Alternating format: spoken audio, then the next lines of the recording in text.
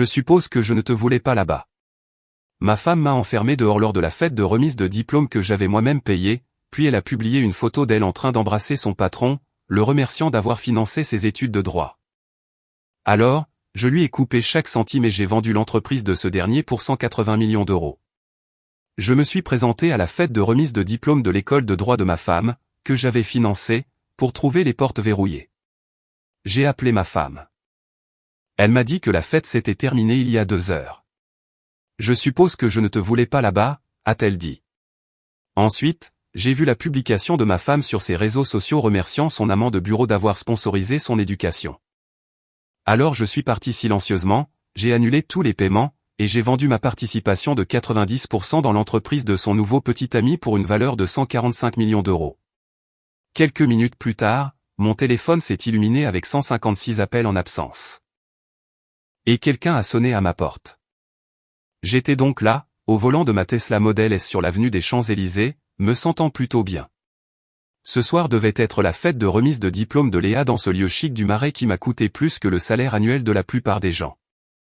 44 000 euros pour une seule nuit, sans compter toutes les options premium, car ma femme avait des goûts de luxe et aucune notion de budget.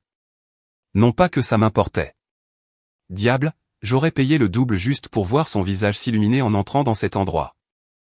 Le trio Yvan qu'elle avait personnellement choisi devait probablement être en train de s'échauffer en ce moment, et l'équipe du traiteur Maison Dubois devait sûrement mettre la dernière main à ces ridicules amuse-bouches à la feuille d'or sur lesquelles elle avait insisté.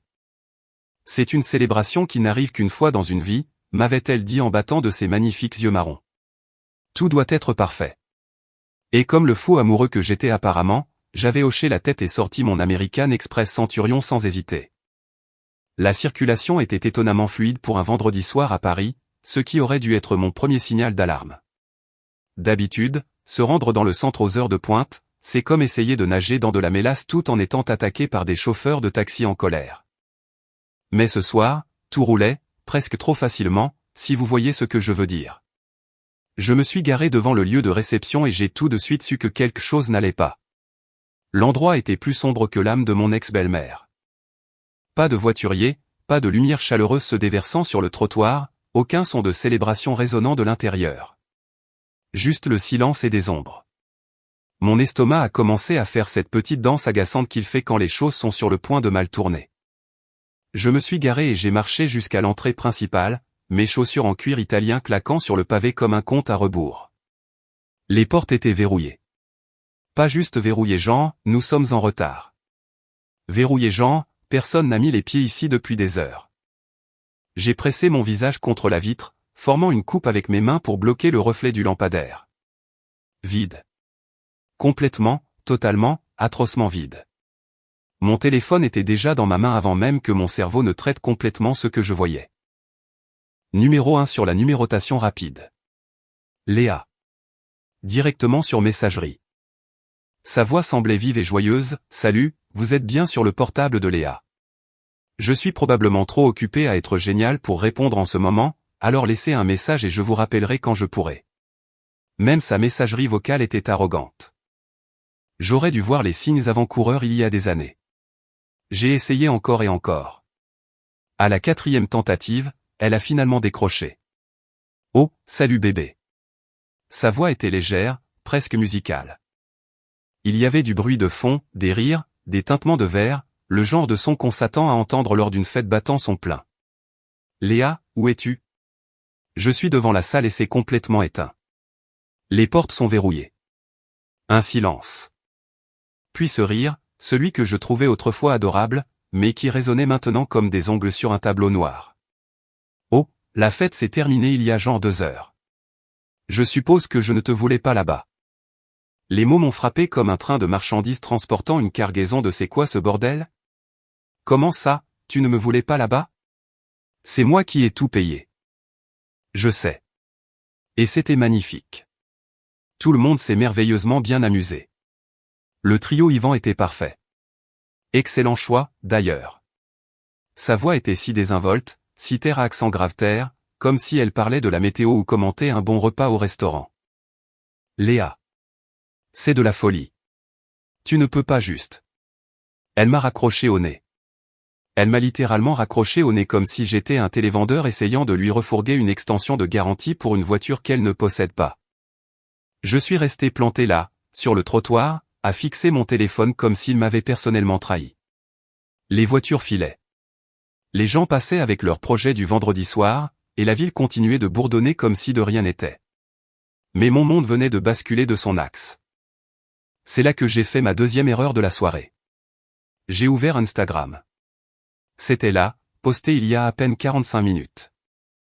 Léa, dans cette robe dorée couleur champagne que je lui avais achetée le mois dernier dans une boutique du Marais qui facturait plus cher le centimètre carré de tissu que l'Agence spatiale européenne ne dépense pour ses boucliers thermiques. Elle était absolument éblouissante, je dois le reconnaître. Ses cheveux bruns étaient parfaitement coiffés, son maquillage était impeccable et elle rayonnait de bonheur. Elle était aussi en train d'embrasser Damien Carlier. Damien putain de Carlier, l'associé principal de son cabinet d'avocats, le type dont elle me parlait constamment depuis des mois. Oh, Damien pense ceci, et Damien a suggéré cela. Et Damien a un esprit juridique si brillant. J'avais commencé à l'appeler Damien ci, Damien ça, dans ma tête depuis des mois parce que son nom revenait dans chaque foutue conversation. Mais voici le véritable coup de grâce. La légende sous la photo, je n'y serais pas arrivé sans toi. Mon sponsor pendant mes études de droit. Cœur rouge meilleur couple remise de diplôme droit nouveau départ, mon sponsor. Mon putain de sponsor. J'avais payé chaque centime de ses frais de scolarité pendant 3 ans.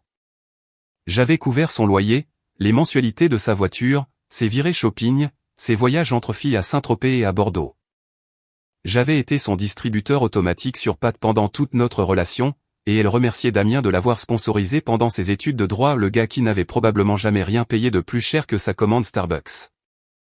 Ma prise sur mon téléphone s'est resserrée jusqu'à ce que j'entende la coque craquer. Le sang bourdonnait dans mes oreilles, et pendant une seconde, j'ai cru que j'allais m'évanouir là, sur le trottoir. Ce n'était pas seulement une trahison. C'était une humiliation servie glacée, accompagnée d'un lynchage public. Tous ceux qui comptaient pour elle étaient à cette fête. Ses amis de la fac de droit, ses collègues, probablement la moitié de la communauté juridique de Paris, et ils pensaient tous que Damien était son sugar daddy. Les commentaires affluaient déjà. Des émojis cœur. Des félicitations. Des gens taguant leurs amis pour qu'ils viennent voir le « magnifique couple ». Un commentaire en particulier m'a noué l'estomac un peu plus, enfin. On se demandait quand vous alliez officialiser. Vous êtes parfaits ensemble. Enfin. Il se demandait. Depuis combien de temps cela durait-il? J'ai fait défiler d'autres photos de la fête. Il y avait Léa prononçant son discours, le discours que je l'avais aidé à écrire, d'ailleurs, remerciant tout le monde pour leur soutien. Il y avait la cérémonie de la découpe du gâteau, avec ce gâteau personnalisé ridiculement cher qu'elle avait commandé dans cette pâtisserie chic du 11e arrondissement. Il y avait des photos de groupe de ses amis de la fac, des clichés sur le vif du trio Yvan en train de jouer, des images de gens dansant, riant, s'amusant comme des fous. À mes frais, littéralement. Et sur chaque photo où l'on voyait des couples, il y avait Léa avec Damien, le bras de ce dernier autour de sa taille, la main de ma femme sur son torse. Tous deux ayant l'air de sortir d'une comédie romantique sur de jeunes avocats à succès tombant amoureux au-dessus de dossiers et de café tard le soir. Je me suis éloigné de la salle verrouillée sans un mot de plus. Il n'y avait plus rien à dire, plus rien à voir. La fête était finie, à plus d'un titre. En retournant à ma voiture, j'ai senti quelque chose basculer en moi. La blessure était toujours là, à vif et brûlante, mais en dessous se trouvait quelque chose de plus froid, de plus calculateur. Elle se croyait si maligne avec son petit tour de passe-passe. Elle pensait pouvoir simplement m'effacer de son histoire à succès et me remplacer par son nouveau petit ami comme si j'étais une note de bas de page embarrassante dans sa biographie. Mais voici ce que ma très chère épouse ignorait, et ce qui allait devenir très, très important. Je ne jette pas l'argent par les fenêtres. Chaque euro que je dépense, chaque investissement que je fais, chaque décision financière qui affecte ma vie est documentée, suivie et enregistrée avec la précision d'un horloger suisse. Et Damien Carlier. Eh bien, disons simplement que notre connexion était beaucoup plus profonde que Léa ne l'aurait jamais imaginé. Le trajet de retour jusqu'à mon appartement fut un flou de feux rouges et de visions tunnels induites par la rage. Je me souviens à peine d'avoir navigué dans la circulation parisienne, ce qui en dit long, car d'habitude, conduire dans cette ville demande la concentration d'un neurochirurgien et la patience d'un moine. Mais ce soir, j'aurais pu conduire les yeux bandés à travers un stock-car sans même le remarquer. Le gardien de mon immeuble, Karim, m'a adressé son salut amical habituel, mais j'ai pu lire l'inquiétude sur son visage lorsqu'il m'a bien regardé. « Bonsoir, monsieur Laurent. Tout va bien ? » Comme sur des roulettes, Karim. Je vis un rêve. Ma voix est sortie plate, sans émotion. Même moi, je pouvais entendre à quel point elle sonnait morte. Le trajet en ascenseur jusqu'au 30e étage m'a paru durer une éternité. J'ai vu mon reflet dans les portes en acier poli et j'ai failli ne pas me reconnaître. Mes cheveux, d'ordinaire parfaits, étaient ébouriffés à force de passer mes mains dedans. Ma cravate était de travers, et mes yeux avaient ce regard vide qui me rappelait ces soldats traumatisés que l'on voit dans les documentaires de guerre. Mais dès que j'ai franchi la porte d'entrée et que j'ai vu mon appartement, celui que j'avais acheté, payé et décoré selon mes propres putains de goûts, quelque chose en moi a commencé à se solidifier. Ce n'était pas fini. Loin de là. L'endroit était exactement comme je l'avais laissé ce matin, immaculé, organisé et totalement sous mon contrôle. Les baies vitrées offraient une vue imprenable sur le jardin des Tuileries, où les lumières de la ville scintillaient comme des bijoux hors de prise éparpillés sur du velours noir. Les meubles modernes n'étaient que lignes épurées et matériaux de qualité. Rien de ce mobilier ancien, lourd et chargé que Léa essayait de m'imposer. Ça rajouterait du caractère, disait-elle. Ouais, eh bien, il s'est avéré que c'était elle qui manquait de caractère. Je me suis servi 3 doigts de Macallan 25, la bonne bouteille que je réserve d'habitude pour fêter la conclusion de gros contrats, et je me suis dirigé droit vers mon bureau. Cette pièce était mon sanctuaire, ma forteresse de solitude, mon centre de commandement. Tout ici était exactement à sa place, organisé avec le genre de précision obsessionnelle qui avait fait mon succès dès le départ. Le bureau était une pure merveille, du noyer récupéré d'une vieille grange de Normandie du 19e siècle, fabriqué sur mesure par un artisan qui facturait plus cher le mètre carré que la plupart des appartements parisiens. Mon ordinateur portable était ouvert exactement au centre, flanqué de 2 écrans assortis et d'un système audio qui coûtait plus cher que la voiture de Monsieur Tout-le-Monde. La bibliothèque abritait ma collection de biographies d'affaires, de guides d'investissement et de textes de loi que je lisais vraiment, contrairement à certaines personnes qui se contentaient de poser avec pour des photos Instagram. Mais la véritable star du spectacle se trouvait dans le tiroir du bas de mon bureau, verrouillé comme le précieux trésor qu'elle était, ma chemise noire en cuir contenant le dossier principal de mes actifs. Je l'ai sorti et posé sur le bureau avec le genre de révérence habituellement réservé aux reliques religieuses. Ce bébé contenait 3 années de registre méticuleux. Chaque transaction documentée dans les moindres détails obsessionnels. Relevé bancaire, reçu de virement, facture de frais de scolarité, quittance de loyer, relevé de carte de crédit, l'autobiographie financière complète de ma relation avec Léa. Voyez-vous, il y a une chose à mon sujet que Léa n'a jamais vraiment comprise. Je ne fais jamais les choses à moitié. Quand j'aime quelqu'un, je l'aime complètement et totalement, de toutes les fibres de mon être. Et quand je soutiens quelqu'un financièrement, je documente chaque foutu centime. Parce que c'est ce que font les hommes d'affaires intelligents. On garde des traces. On couvre ses arrières.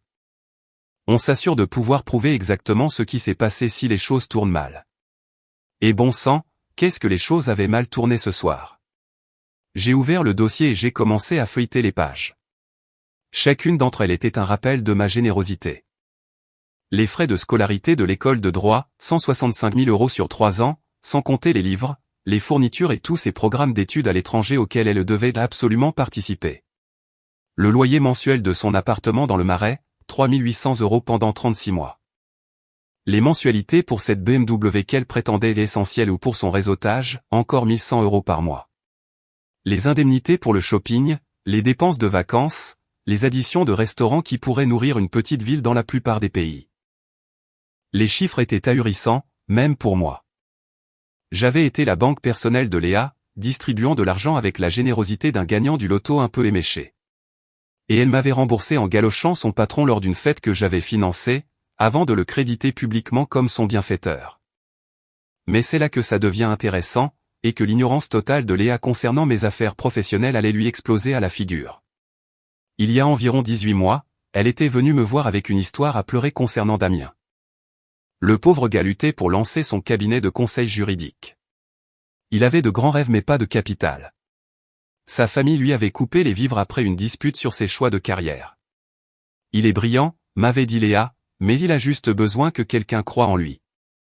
Bébé, tu es si doué pour voir le potentiel chez les gens, m'avait-elle dit en se blottissant contre moi sur ce même canapé.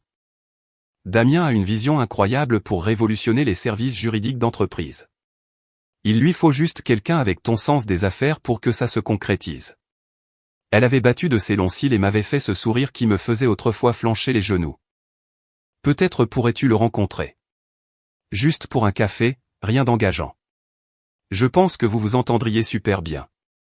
Alors, j'avais rencontré Damien. Et vous savez quoi? Le gars était vraiment brillant. Son plan d'affaires était solide. Son analyse de marché était juste et ses prévisions étaient réalistes. Carlier Dynamics avait un réel potentiel pour perturber le modèle traditionnel du droit des affaires. Le problème, c'est qu'il lui fallait un capital sérieux pour que ça se fasse. Bien plus qu'un simple prêt ou un investissement des amis et de la famille.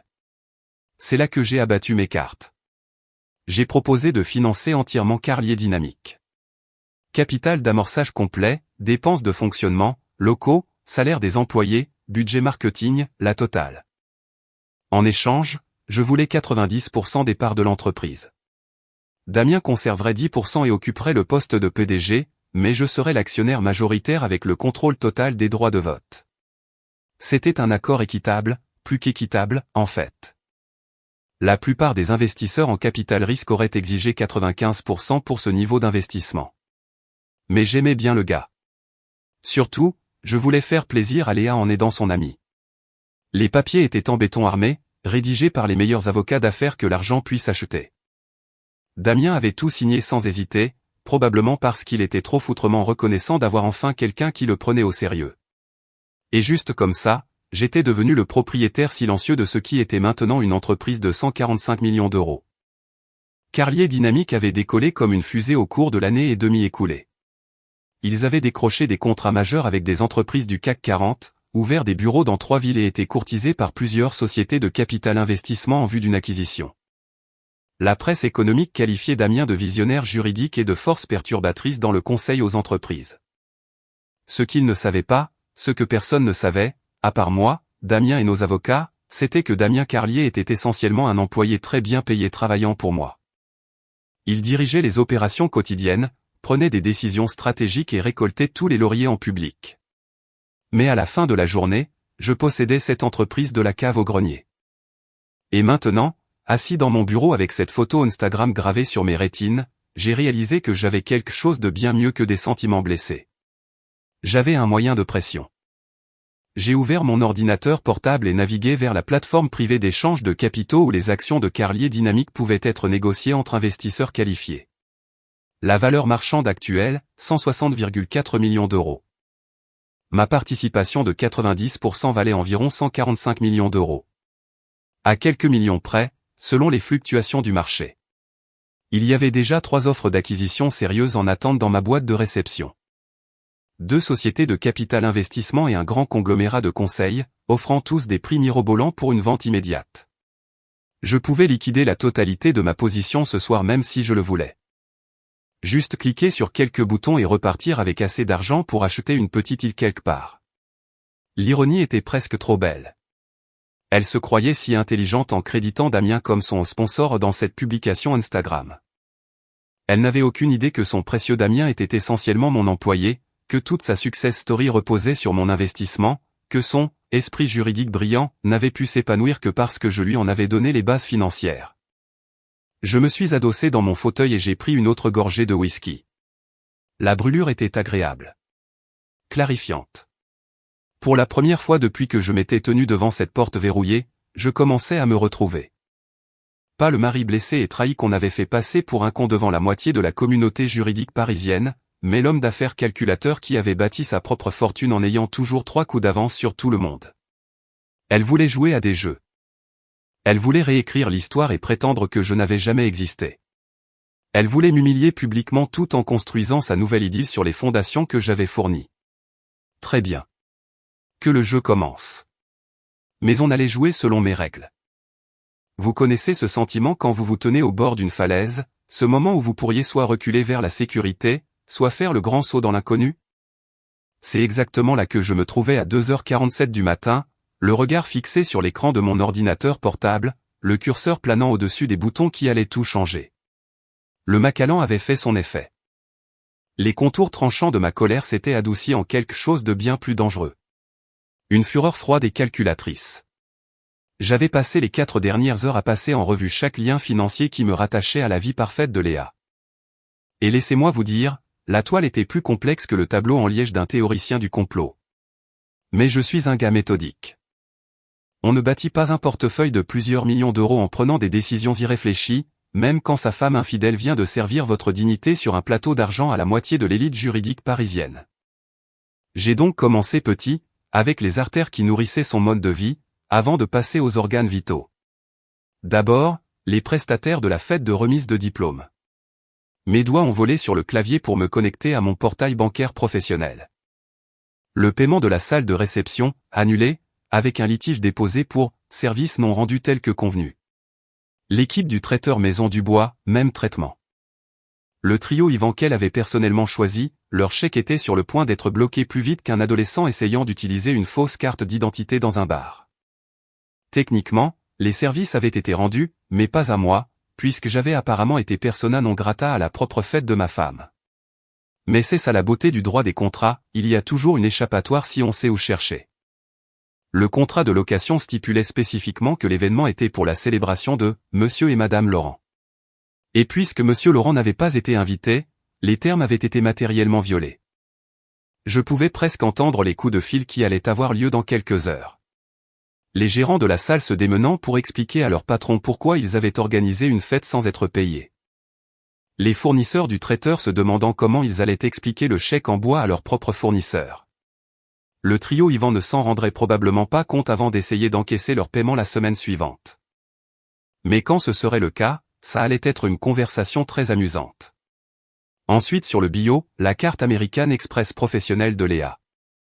Celle-ci fut particulièrement satisfaisante car je l'avais configurée comme un compte utilisateur autorisé rattaché à ma ligne de crédit professionnelle principale. La limite mensuelle était de 13 800 €, qu'elle plafonnait régulièrement pour tout, des chaussures de créateur à ses ridicules soins du visage à 180 € qu'elle jugeait, essentiels, pour son réseautage professionnel. En quelques clics, son compte Uber, relié à cette carte. Ses commandes de livreau. Ses séances de shopping effrénées sur Amazon Prime. Son abonnement mensuel à cette salle de sport UP du Marais où elle faisait plus de relations publiques que d'exercices. Tout cela allait s'arrêter net la prochaine fois qu'elle essaierait de faire un achat. Puis vint le gros morceau, le remboursement des frais de scolarité de son dernier semestre. Vous voyez, il y a une petite chose que la plupart des gens ignorent concernant le financement des écoles de droit. De nombreux étudiants paient les frais de leur dernier semestre à l'avance, puis font des demandes pour diverses bourses et remboursements après l'obtention de leur diplôme. C'est un peu comme recevoir un remboursement d'impôt, sauf que le chèque est généralement d'environ 32 000 € et qu'il provient du bureau de l'aide financière de l'école au lieu du fisc. Le remboursement de Léa avait été traité la veille. J'avais reçu l'email de notification pendant que je conduisais vers la salle de réception. 34 140 € déposés directement sur le compte chèque joint que j'avais ouvert pour ses dépenses éducatives. Le même compte où j'étais répertorié comme titulaire principal. J'ai transféré chaque centime sur mon compte personnel, puis j'ai clôturé le compte joint dans la foulée. L'historique des transactions montrerait exactement ce qui s'était passé, mais le temps que Léa s'en rende compte, l'argent aurait disparu depuis longtemps et le compte ne serait plus qu'un souvenir. Mais tout cela n'était qu'un préambule. L'événement principal, c'était Carlier Dynamique. J'ai de nouveau affiché la plateforme d'échange privé et j'ai fixé les chiffres. L'entreprise que j'avais construite, parce que soyons honnêtes, c'est exactement ce que j'avais fait, a été valorisée à 160,4 millions € à la clôture du marché. Ma participation de 90% valait plus que le PIB de certains petits pays. Et dans ma boîte de réception, il y avait 3 offres d'acquisition qui allaient transformer mon investissement en assez de liquidité pour que je puisse prendre ma retraite demain si je le souhaitais. La première offre venait de Méridien Capital, un fonds de capital investissement lyonnais spécialisé dans les acquisitions de services juridiques. Ils offraient 165 millions € pour un rachat total, ce qui représentait une prime de 3,2% par rapport à la valeur marchande actuelle. Pas mal, mais pas spectaculaire. La deuxième offre venait de la division de gestion de fortune de BNP Paribas, représentant un client anonyme qui voulait acquérir Carlier Dynamics dans le cadre d'une vaste opération de consolidation des services juridiques. Leur offre était de 170 millions d'euros, plus une clause de complément de prix potentiel qui pourrait porter le total à 184 millions si certains critères de performance étaient atteints au cours des 2 prochaines années. Mais la troisième offre. C'était celle qui m'a fait sourire pour la première fois de la nuit. Capstone Partenaires Juridiques, le même cabinet qui essayait de débaucher Damien depuis 6 mois, offrait 180 millions d'euros pour une acquisition immédiate, à la condition que toute la direction actuelle soit maintenue pendant un minimum de 2 ans. Il voulait racheter Carlier Dynamics spécifiquement pour mettre la main sur Damien, sans réaliser que Damien n'était en fin de compte qu'un employé de luxe qui pouvait être remplacé selon mon bon vouloir. L'ironie était si épaisse qu'on pouvait la couper au couteau. Capstone était prêt à payer près de 180 millions pour acquérir une entreprise juste pour s'offrir un gars qui était sur le point de découvrir que toute sa carrière reposait sur du temps emprunté et sur ma générosité. J'ai ouvert un nouvel onglet et navigué vers le portail de transactions sécurisées. Mes doigts planaient au-dessus du clavier pendant que j'étudiais mes options. Je pouvais accepter l'offre de Capstone et repartir avec assez d'argent pour ne plus jamais travailler. Ou je pouvais accepter l'une des autres offres et regarder le monde de Damien s'effondrer lorsque ses nouveaux maîtres corporatifs décideraient qu'ils n'avaient finalement pas besoin de ses services. Mais ensuite, je me suis souvenu de cette photo Instagram. Les lèvres de Léa sur les siennes. Sa main sur son torse. Cette légende le remerciant d'être son sponsor pendant ses études. Je me suis souvenu des commentaires de leurs amis communs. Tous ces gens qui pensaient assister à l'éclosion d'une belle histoire d'amour alors qu'ils étaient en réalité témoins du coquillage le plus cher de l'histoire de Paris. Au diable les sentiments.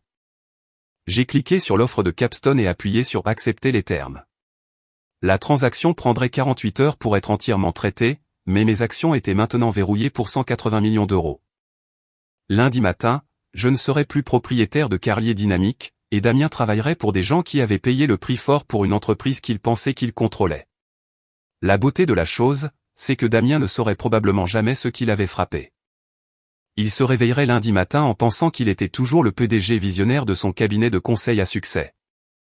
Il irait chercher son café habituel dans ce café prétentieux du coin, vérifierait son portefeuille de stock options et enverrait probablement à Léa un petit message mignon sur leur brillant avenir ensemble. Au lieu de cela, il entrerait dans son bureau pour trouver des représentants de Capstone qui l'attendraient pour lui expliquer la nouvelle structure d'entreprise. Il serait poli, professionnel, mais le message serait clair, Carlier Dynamics avait changé de direction, et le rôle de Damien allait être évalué pour un ajustement stratégique optimal. Dans le jargon des affaires, cela se traduit par « Nous avons payé 180 millions pour votre entreprise parce que nous pensions que vous étiez indispensable, mais maintenant que vous nous appartenez, nous allons vérifier si vous méritez vraiment qu'on vous garde. » Mon ordinateur a émis un petit ping avec un email de confirmation. Transaction acceptée. Les fonds seraient disponibles pour transfert dans les 2 jours ouvrables. J'étais désormais plus riche de 180 millions d'euros, et l'entreprise qui avait fait de Damien le chevalier servant de Léa était sur le point de devenir le problème de quelqu'un d'autre. Je me suis adossé dans ma chaise et j'ai fini mon whisky. Les lumières de la ville scintillaient derrière ma fenêtre, et pour la première fois depuis que j'étais resté planté devant cette porte de salle verrouillée, j'avais l'impression d'avoir repris le contrôle. La première phase était terminée. Les artères financières qui maintenaient le mode de vie de Léa à flot étaient désormais sectionnées, et le monde professionnel de Damien était sur le point d'être bouleversé. Mais ce n'était que le début. Demain, les véritables conséquences commenceraient à tomber, et j'étais aux premières loges pour regarder le spectacle. Je me suis réveillé à 6h30 du matin au son de mon téléphone bourdonnant comme un frelon en colère piégé dans un bocal en verre. Même dans mon état de demi-sommeil, je savais exactement ce qui se passait. Les poules rentraient au poulailler, et elles étaient apparemment très mécontentes de leur nouveau logement. L'écran de mon téléphone ressemblait aux Champs-Élysées le soir du Nouvel An. Notification après notification illuminant l'écran. SMS, appels manqués, messages vocaux, et même quelques messages WhatsApp de numéros que je ne reconnaissais pas. L'équivalent numérique d'une foule armée de fourches et de torchets, exigeant tous mon attention immédiate. Je me suis d'abord fait couler un café, parce que je ne suis pas un sauvage. Un cru éthiopien pure origine, fraîchement moulu, préparé dans ma machine à expresso à 2700 € que Léa avait qualifié de ridiculement hors de prix lorsque je l'avais acheté. C'est amusant de voir comment tout ce que j'appréciais était soit trop cher soit inutile selon elle, alors que ses virées shopping mensuelles étaient des investissements essentiels ou pour son image professionnelle. Le café était parfait. Riche, doux, avec juste assez de caféine pour me préparer à la tempête de merde qui m'attendait dans ma boîte de réception. Je me suis installé dans mon fauteuil préféré, celui avec la vue parfaite sur le jardin des Tuileries, et j'ai enfin regardé mon téléphone. 156 appels en absence. 156. Je n'avais pas vu de tels chiffres depuis la crise financière de 2008, quand la moitié de mes clients m'appelaient soit pour vendre en panique, soit pour me supplier d'accomplir un miracle d'investissement qui sauverait leur fonds de retraite. Les SMS étaient encore meilleurs. Une magnifique cascade de désespoir, de confusion et de panique à peine contenue qui se lisait comme une masterclass sur le thème « Les actes ont des conséquences pour les nuls ». Léa avait envoyé 47 messages entre 3h et 6h du matin. Ils avaient commencé par la confusion « Bébé, ma carte a été refusée à la pharmacie. Tu peux vérifier ça ?» Ils avaient évolué vers la colère « C'est ridicule. J'ai besoin de mes médicaments et ma carte ne marche pas. » Et c'était terminé en mode panique totale « Appelle-moi tout de suite. Il y a un grave problème avec tous mes comptes et j'ai besoin que tu règles ça immédiatement. » La progression était magnifique à observer. On pouvait pratiquement déterminer la minute exacte où elle avait réalisé qu'il ne s'agissait pas d'un bug informatique ou d'une erreur bancaire. L'horodatage du message 32 était 4h47 du matin, probablement le moment où elle avait appelé sa banque et découvert que son compte avait été fermé par le titulaire principal. C'est-à-dire moi, au cas où quelqu'un tiendrait les comptes. Les messages de Damien étaient plus professionnels mais tout aussi frénétiques. En tant qu'avocat, il comprenait au moins le concept de traçabilité, alors ces SMS se lisaient comme des preuves pour un futur procès. Michel, il semble y avoir un problème avec les comptes d'exploitation de Carlier Dynamique. Merci de m'appeler au plus vite pour en discuter. Puis, 2 heures plus tard, Michel, c'est urgent. Notre système de paie affiche des erreurs et plusieurs fournisseurs signalent des problèmes de paiement. Nous devons résoudre cela immédiatement. Mais le vrai divertissement résidait dans les messages vocaux. J'ai pris une nouvelle tasse de café et me suis installé pour ce que je savais être bien meilleur que n'importe quelle série Netflix. Le message vocal numéro 12 était celui de la coordinatrice de la salle. Sa voix était tendue d'une panique professionnelle. Monsieur Laurent, ici Sandrine de la salle Cristal. Nous devons discuter de l'annulation de paiement qui s'est produite cette nuit. Notre service comptable affiche une différence significative et nos prestataires nous posent des questions sur leur paiement. S'il vous plaît. Rappelez-moi le plus vite possible. Le message vocal 23 était du directeur financier de Damien, un dénommé Bruno, qui donnait l'impression de fumer à la chaîne depuis le lever du soleil. Monsieur Laurent. C'est Bruno Henriot de chez Carlier Dynamique. Nous avons un grave problème avec nos fonds de roulement et Damien a mentionné que vous pourriez nous aider à clarifier quelques problèmes bancaires. Le conseil d'administration se réunit en session d'urgence et nous avons vraiment besoin de régler ça avant l'ouverture des marchés. Session d'urgence. J'adorais ça. Rien ne crie votre vie est sur le point de changer radicalement comme une réunion d'urgence du conseil d'administration un samedi matin. Mais le message vocal 38 était le joyau de la couronne. La voix de Léa, complètement hystérique. Espèce de connard. Je sais que tu fais exprès. Tu ne peux pas juste voler mon argent parce que tu as les sentiments blessés. J'ai des factures à payer et une vie à mener. Et tu n'as aucun droit de tout. Tout détruire juste parce que tu fais une foutue crise de la quarantaine. Appelle-moi tout de suite, bordel, ou je jure devant Dieu que...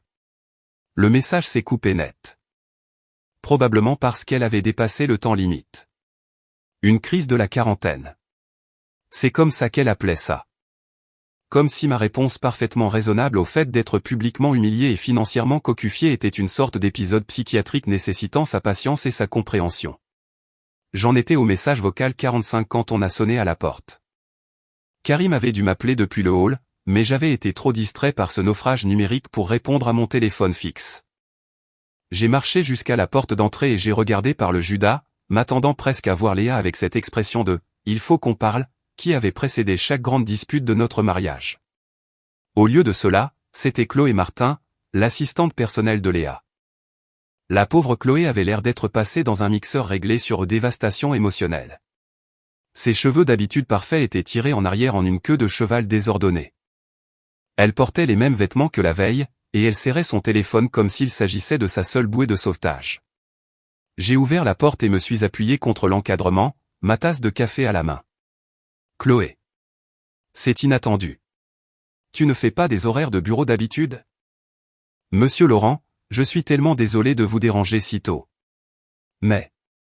Elle a fait une pause, regardant autour d'elle comme si elle avait peur que quelqu'un l'espionne. Est-ce que je peux entrer?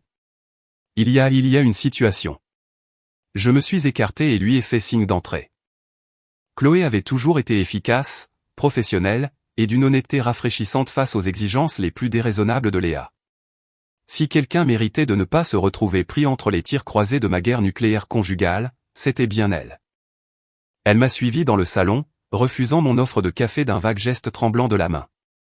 Je ne sais même pas par où commencer, dit-elle en s'affaissant sur le canapé comme un ballon dégonflé. Tout s'écroule.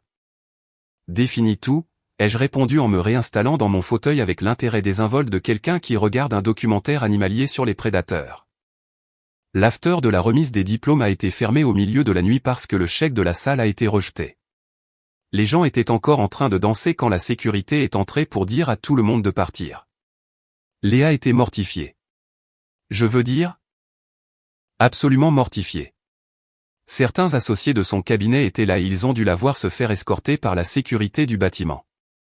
J'ai hoché la tête avec compassion, tout en faisant intérieurement une danse de la victoire. Ça a l'air embarrassant. Mais ce n'est même pas le pire, a continué Chloé, sa voix montant dans les aigus à chaque mot. Ce matin, le système de paie de Carlier Dynamics s'est effondré. Complètement effondré. Personne n'a reçu son virement automatique. Le logiciel comptable affiche des messages d'erreur et la moitié du personnel ne peut pas utiliser sa carte de crédit d'entreprise. Ça ressemble à un problème technique, ai-je dit en prenant une autre gorgée de café. Monsieur Laurent, a dit Chloé en me regardant avec cette expression qu'on réserve généralement pour expliquer des concepts simples à des enfants en bas âge. Le conseil d'administration de Damien est réuni en session d'urgence. Il parle de faire venir des auditeurs externes. Il y a des rumeurs qui circulent selon lesquelles l'entreprise pourrait faire l'objet d'une offre publique d'achat hostile ou d'une enquête financière. J'ai haussé un sourcil. C'est un grand saut à partir d'un simple bug de paie. Et Léa. La voix de Chloé est tombée presque à un murmure. Léa perd la tête. Complètement. Ses comptes bancaires sont gelés, ses cartes de crédit ne fonctionnent plus et elle n'arrive pas à vous joindre. Elle appelle tous les gens qu'elle connaît pour essayer de comprendre ce qui se passe, mais personne n'a de réponse. Elle a sorti son téléphone et m'a montré l'écran, 17 appels en absence de Léa au cours de la seule dernière heure. Elle m'a envoyé ici pour vous trouver, a dit Chloé. Elle a peur, monsieur Laurent. Vraiment peur. Elle n'arrête pas de dire que quelque chose de terrible s'est produit et que vous êtes le seul à pouvoir arranger ça. J'ai reposé ma tasse de café et j'ai regardé Chloé avec ce que j'espérais être une expression de vague inquiétude mêlée d'innocence totale. Eh bien, Chloé, cela ressemble en effet à une situation difficile. Alors, vous allez l'aider? Le soulagement dans sa voix crevait presque le cœur. Aider avec quoi exactement, ai-je demandé. Je suis juste un gars qui s'est réveillé avec 156 appels en absence un samedi matin. On dirait que Léa et son petit ami ont des problèmes d'affaires qui n'ont rien à voir avec moi. Chloé m'a fixé pendant un long moment, et je pouvais presque voir les pièces du puzzle s'assembler derrière ses yeux. Elle était assez intelligente pour reconnaître la neutralité calculée de mon ton, et assez expérimentée avec des clients fortunés pour comprendre quand quelqu'un fait délibérément l'idiot. Ce n'est pas une coïncidence, n'est-ce pas, dit-elle doucement. Chloé, ai-je dit en me levant et en marchant vers la porte d'entrée. Je pense que tu devrais probablement retourner travailler. Il semble que ta patronne va avoir besoin de toute l'aide possible aujourd'hui. Après le départ de Chloé, qui avait l'air de quelqu'un à qui l'on venait d'expliquer la physique quantique via une danse interprétative, je me suis resservi une tasse de café et me suis installé à mon bureau.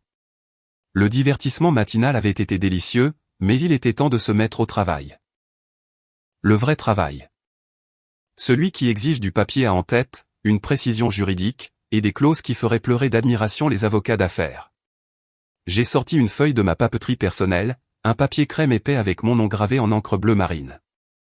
Le genre de correspondance formelle qui hurle, cette personne ne plaisante pas, avant même d'avoir lu le premier mot. Certains appelleraient ça prétentieux. Moi j'appelais ça donner le bon ton pour des négociations. Ce qui est amusant avec les ultimatums, c'est que la plupart des gens s'y prennent mal.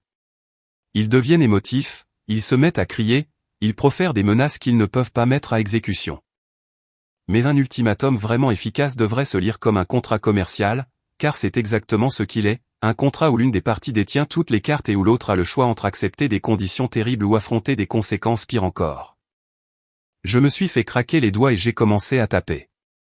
Après 15 ans passés à rédiger des accords d'investissement et des conditions d'acquisition, je savais exactement comment structurer ce document bien précis.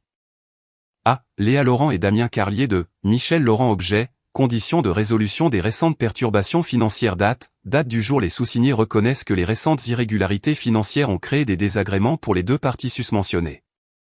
Dans l'intérêt de résoudre ces problèmes de manière expéditive et d'éviter d'autres complications, les conditions suivantes sont proposées. J'ai fait une pause pour admirer mon paragraphe d'ouverture. Sec, professionnel, complètement dénué de contenu émotionnel. Rien dans ces phrases ne laissait entendre une trahison, une humiliation, ou le fait que ma femme avait joué à frotte-langue avec son patron à une fête que j'avais financée. Juste des irrégularités financières et des désagréments. Comme si tout leur univers n'était pas actuellement en train d'imploser parce que j'avais décidé d'arrêter d'être leur distributeur automatique. Condition 1, reconnaissance publique. Madame Léa Laurent publiera une déclaration sur tous ses réseaux sociaux personnels et l'enverra aux publications juridiques professionnelles pertinentes, reconnaissant que sa formation à l'école de droit a été intégralement financée par Michel Laurent. Cette déclaration nommera spécifiquement Michel Laurent comme unique sponsor financier de son éducation juridique et corrigera toute déclaration publique antérieure suggérant des sources de financement alternatives. La déclaration sera substantiellement identique au projet fourni en annexe A de ce document. J'ai ouvert un nouveau document et commencé à rédiger l'annexe A. Ça allait être amusant. Déclaration de rectification, je souhaite reconnaître publiquement et remercier mon mari, Michel Laurent, pour son soutien financier total tout au long de mon parcours en école de droit. Michel a payé mes frais de scolarité, mes frais de subsistance et mes dépenses éducatives sans aucune aide d'autre partie. Mes récentes publications sur les réseaux sociaux suggéraient à tort que d'autres avaient sponsorisé mon éducation, et je m'excuse pour toute confusion que cela a pu causer. Le généreux soutien de Michel a rendu ma carrière juridique possible, et je lui suis reconnaissante de son investissement dans mon avenir.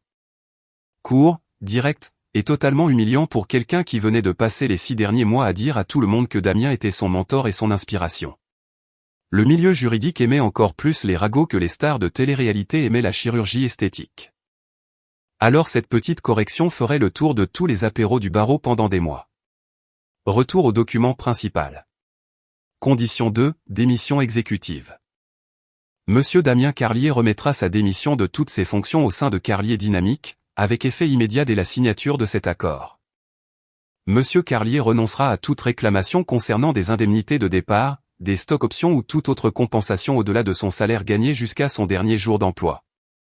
Monsieur Carlier coopérera pleinement aux activités de transition, telles que dirigées par la nouvelle structure de propriété de l'entreprise. Je me suis accordé un petit sourire à cette dernière partie. Damien allait probablement passer des heures à essayer de deviner ce que nouvelle structure de propriété signifiait. Quand il le découvrirait, il serait déjà en train de mettre à jour son profil LinkedIn avec à la recherche de nouvelles opportunités en conseil juridique. Condition 3, protection des actifs matrimoniaux. Madame Léa Laurent renonce par la présente à toute réclamation sur les biens matrimoniaux, intérêts commerciaux ou autres actifs acquis pendant le mariage par Michel Laurent. Cela inclut, sans illimité, les portefeuilles d'investissement, le patrimoine immobilier, les parts d'entreprise et la propriété intellectuelle. Madame Laurent reconnaît que ces actifs représentent la propriété exclusive de Michel Laurent et ne fera aucune réclamation pour un partage, une pension alimentaire ou une compensation liée à ses avoirs. C'était le gros morceau. En vertu des lois françaises, sans contrat de mariage spécifique, Léa aurait théoriquement pu réclamer la moitié de tout ce que j'avais acquis. Mais cela impliquait de faire traîner les choses au tribunal de la famille pendant que je démantèlerais systématiquement chaque structure financière qui soutenait son mode de vie. Le choix le plus intelligent pour elle était de renoncer à ces réclamations maintenant pour éviter un litige de la terre brûlée qui nous laisserait tous les deux plus pauvres et plus amers. Condition 4, accord de non-divulgation. Les deux parties signeront des accords de non-divulgation exhaustifs interdisant la discussion publique des activités commerciales de Michel Laurent, de ses décisions d'investissement ou de ses affaires personnelles. Cela inclut, sans illimité, les publications sur les réseaux sociaux, les interviews, les conversations informelles avec des tiers, et toute autre forme de communication publique ou privée faisant référence à Michel Laurent dans quelque contexte que ce soit. Je voulais qu'ils disparaissent tous les deux de ma vie, totalement. Plus de photos Instagram de couples me taguant. Plus de mentions désinvoltes dans des soirées réseau. Plus de Michel pense ceci ou Michel a suggéré cela dans leur conversation professionnelle. Ils pouvaient aller bâtir leur nouvelle vie ensemble, mais ils le feraient sans utiliser mon nom comme monnaie sociale. Condition 5, conformité et conséquences. Toute violation de ces conditions entraînera des poursuites judiciaires immédiates demandant des dommages et intérêts intégraux, des injonctions et le remboursement total de tous les fonds précédemment fournis à l'une ou l'autre des parties. Michel Laurent se réserve le droit de poursuivre tous les recours légaux disponibles, y compris, mais sans s'y limiter, les litiges civils, les procédures de saisie d'actifs et les plaintes au pénal si applicables. Le bâton pour aller avec la carotte. En d'autres termes, jouer selon mes règles, où je passerai les 5 prochaines années et une part significative de ma fortune considérable à faire de vos vies un cauchemar judiciaire qui ferait ressembler l'enfer de Dante à des vacances au spa. J'ai imprimé le document sur mon papier à en-tête personnel, puis j'en ai imprimé une seconde copie pour mes archives. Les conditions étaient dures, mais justes. Du moins, elles l'étaient pour une épouse infidèle et son petit ami qui vivait de ma générosité tout en planifiant leur futur romantique ensemble. La beauté de cette approche résidait dans sa simplicité. Léa et Damien pouvaient soit signer les papiers et passer à autre chose, soit refuser et voir leur catastrophe financière actuelle devenir permanente. Je ne demandais rien de déraisonnable, juste la reconnaissance publique de la réalité, des conséquences professionnelles pour le manque de jugement de Damien, et une protection légale de mes propres actifs. J'ai plié les documents soigneusement et les ai placés dans une enveloppe en papier craft avec une lettre de couverture expliquant qu'ils avaient 24 heures pour répondre. Pas pour négocier. Pas pour faire des contre-offres. Mais pour répondre avec soit des accords signés, soit une indication claire qu'ils préféraient régler cette affaire par des moyens alternatifs. Les moyens alternatifs, dans ce contexte, étant l'équivalent juridique d'un hiver nucléaire qui les laisserait tous les deux professionnellement et financièrement radioactifs pour des années. Chloé était probablement encore dans l'immeuble, soit cachée dans le hall, soit faisant les 100 pas dehors en essayant de trouver comment briefer Léa sans devenir le messager qu'on abat. J'ai appelé Karim en bas et lui ai demandé de la trouver et de la faire remonter. Elle a frappé à ma porte 15 minutes plus tard, l'air encore plus épuisé qu'à son départ. Monsieur Laurent. Karim m'a dit que vous vouliez me revoir. Je lui ai tendu l'enveloppe.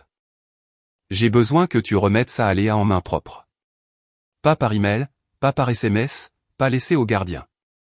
Remis en main propre, avec confirmation qu'elle a lu et compris le contenu. Chloé a pris l'enveloppe comme si elle risquait de lui exploser entre les mains. Qu'est-ce que c'est ? Une solution à ses problèmes actuels, ai-je dit. Ainsi que des conditions très raisonnables pour résoudre cette situation. Elle a 24 heures pour répondre. Et si elle ne répond pas, j'ai souri. Le genre de sourire que les investisseurs utilisent quand ils expliquent aux fondateurs de startups pourquoi leur entreprise va être liquidée. Point alors elle découvrira que ses problèmes actuels n'étaient qu'une mise en bouche. Le plat principal n'a même pas encore été servi. J'ai passé le reste de mon samedi à faire exactement ce que j'avais prévu de faire avant que ma vie n'implose vendredi soir, absolument rien de productif. J'ai commandé chez le thaï de ce quartier du 17e arrondissement qui facture 36 € le pad thaï, mais qui le fait tellement bien que vous vendriez les bijoux de votre grand-mère pour en ravoir. J'ai binge-watché toute la 2e saison d'une série Netflix sur des milliardaires qui se comportent mal. Vu ma situation actuelle, j'avais l'impression de regarder un documentaire sur mon propre week-end. Vers 19 h, j'ai ouvert une bouteille de Barolo que je gardais pour une grande occasion. Au départ, je pensais que cette grande occasion serait le premier gros procès gagné par Léa, ou peut-être un dîner romantique d'anniversaire de mariage. Il s'est avéré que la grande occasion était de fêter la destruction systématique de la sécurité financière de ma femme infidèle. La vie est drôle parfois. Le vin était parfait. Riche, complexe, avec juste assez de tanin pour vous rappeler que les bonnes choses prennent du temps à s'épanouir. Contrairement au mariage, apparemment, qui pouvait passer de jusqu'à ce que la mort nous sépare à je suppose que je ne te voulais pas là-bas plus vite qu'une start-up de la tech ne brûle son capital risque.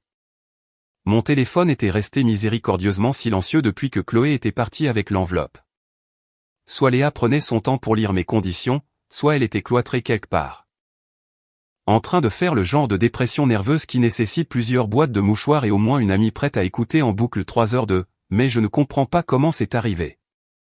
J'en étais à la moitié de la bouteille et j'envisageais de commander un dessert chez ce glacier de luxe quand le gardien m'a appelé depuis l'accueil. « Monsieur Laurent, il y a Madame Laurent ici pour vous voir. » Dois-je la faire monter? Évidemment qu'elle était là. Je m'étais demandé quand elle trouverait enfin le courage de m'affronter directement au lieu d'envoyer son assistante en mission de reconnaissance.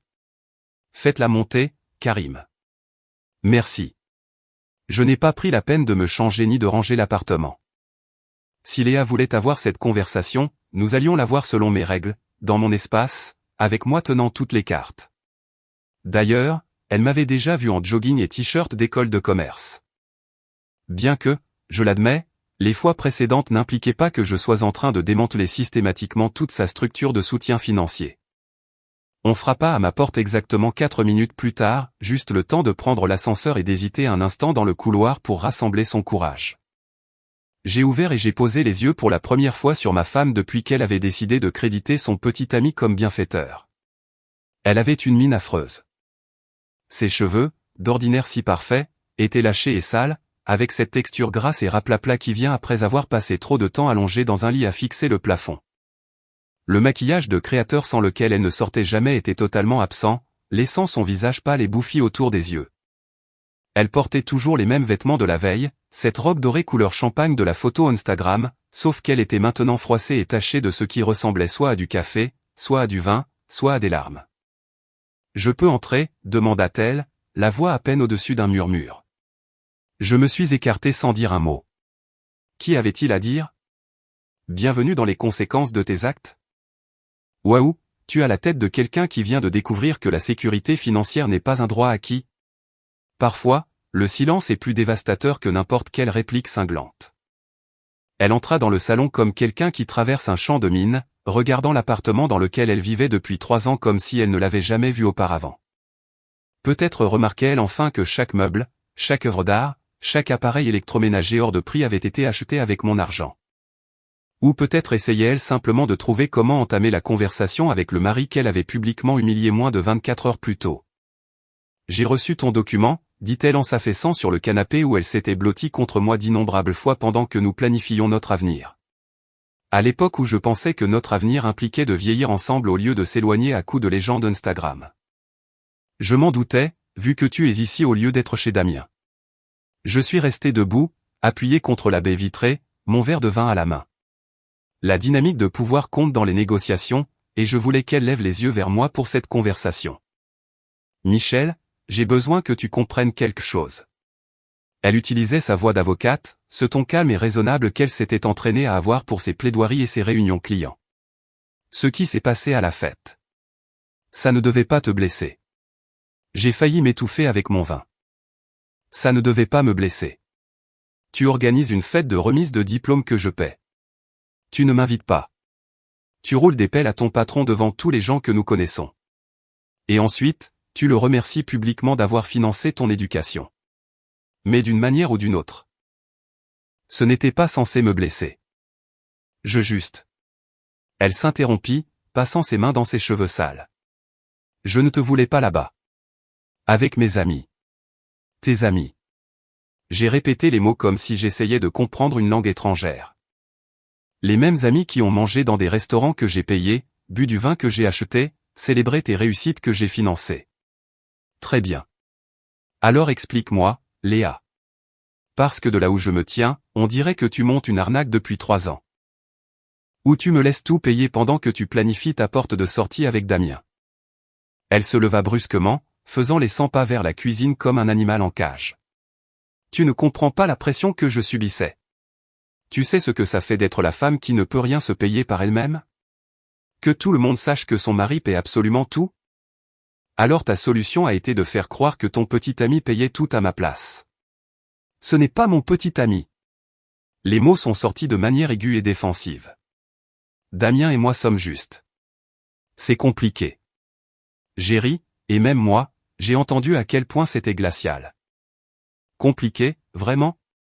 C'est comme ça qu'on appelle le fait d'enfoncer sa langue dans la gorge de quelqu'un lors d'une fête et de le remercier d'avoir sponsorisé son éducation? Elle s'arrêta de marcher et se tourna vers moi.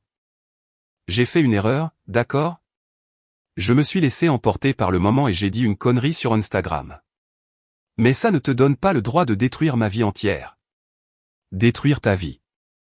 J'ai posé mon verre de vin et me suis avancé vers elle. Léa, je n'ai rien détruit. J'ai juste arrêté de payer pour ça. Il y a une différence. Tu as annulé mes cartes de crédit.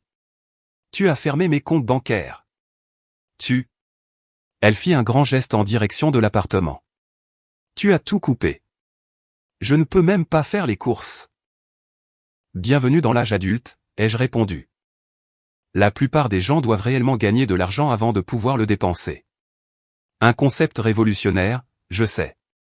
Son visage s'est décomposé, et pendant un instant, j'ai vu un éclair de la femme dont j'étais tombé amoureux 4 ans plus tôt. Vulnérable, incertaine, humaine. Puis elle s'est redressée, et le masque de l'avocate est revenu en place. Ces conditions que tu m'as envoyées, dit-elle. Elles sont ridicules. Tu ne peux pas t'attendre à ce que je m'humilie publiquement juste parce que tu fais une sorte de... Une sorte de quoi? Les jeux interrompus. Une sorte de réaction raisonnable au fait d'être trahi et humilié? Une sorte de réaction naturelle au fait de découvrir que ma femme planifie son avenir avec un autre homme pendant que c'est moi qui règle la note? Je n'ai jamais rien planifié avec Damien. Vraiment. Parce que cette publication Instagram donnait drôlement l'impression que vous formiez une sacrée équipe.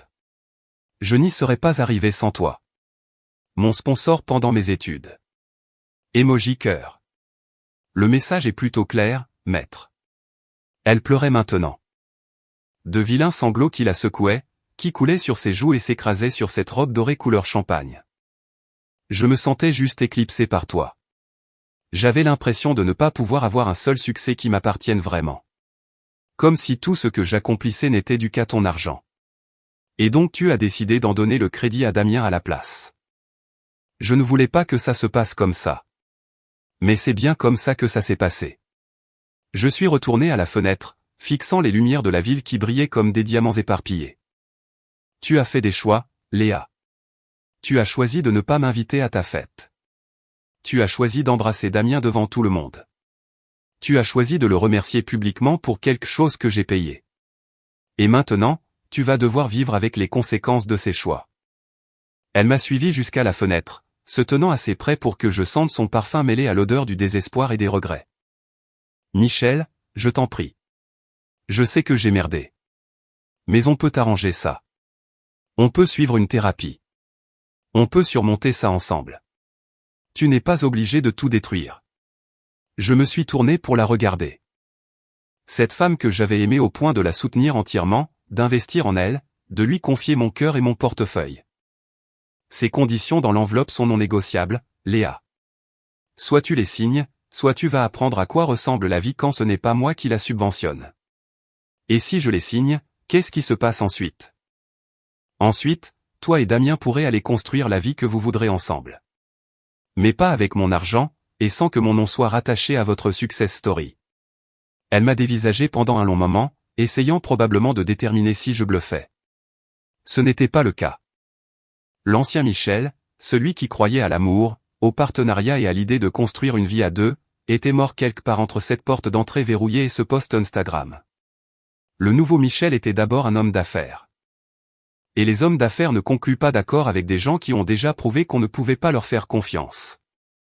24 heures, ai-je dit calmement. Signe les papiers. Ou découvre à quoi ressemble l'alternative. Le lundi matin est arrivé avec cet air vif et automnal qui donne l'impression que Paris est le centre de l'univers. J'ai choisi ma tenue avec soin. Un costume bleu marine sur mesure, des chaussures en cuir italien qui coûtaient plus cher que la plupart des loyers, et une cravate qui murmurait « Je suis le maître des lieux », sans avoir besoin de crier. Aujourd'hui, il ne s'agissait pas seulement d'affaires. Il s'agissait de faire une déclaration qui résonnerait dans tout le quartier des affaires de la Défense pendant des mois.